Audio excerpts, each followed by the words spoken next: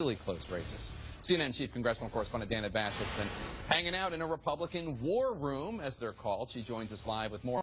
Dana, you have the chairman of the Republican National Committee with you there? Mm-hmm.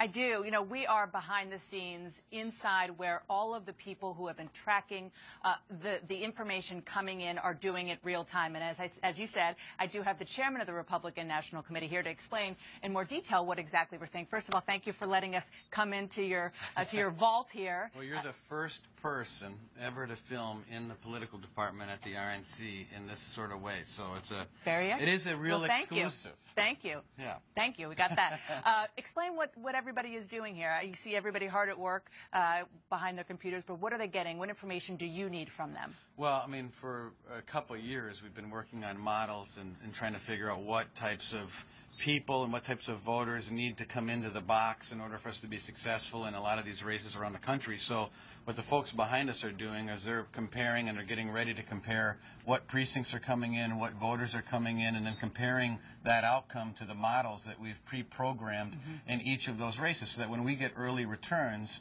we're looking at the right precincts in the right counties at the right time to determine whether or not we're on track to make this thing work. And how are you? I mean, I know that you haven't gotten returns yet, but just in terms of the getting out the vote operation, what your precinct captains around the country.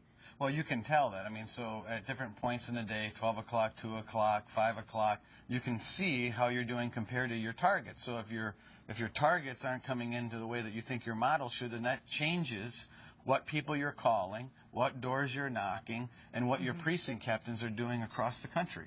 Now, let me ask you kind of a big picture question. You are poised, your party, to take control of the Senate, which would be certainly something that you would be very proud of as the chairman, of the party. But I'm going to give you the but because that's what we do.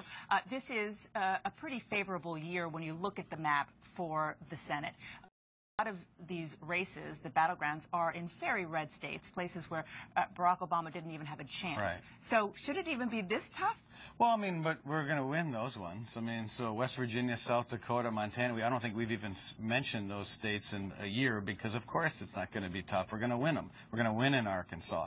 So the question, I would agree with you. I think that we're really we're interested in winning where we should, but we're really also very much concerned about winning in Colorado, Iowa, New Hampshire, and North Carolina. So, yes, we need to win purple states. We need to win purple states in a good environment with good candidates, and I think a really good ground game that the RNC and others have put together. One question about the party going forward after tonight.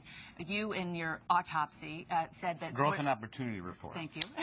But what went wrong in 2012? Said it is critical to obviously expand the party, and doing so to get Latino voters in and to deal with immigration reform.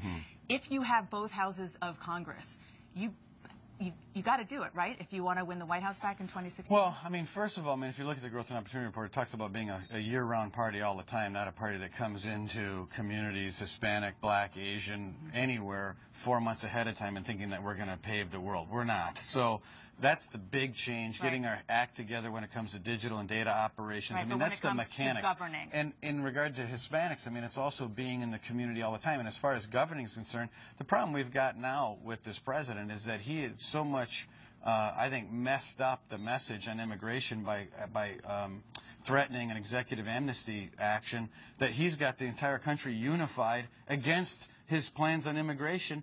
And so I think the first thing is that we're going to have to look at securing the border and making sure that we do that first, and making sure people are comfortable that the border is secure before we move on to major immigration reform plans. Okay. Thank you very much, Mr. Chairman. Thanks for having us for this first ever interview in here.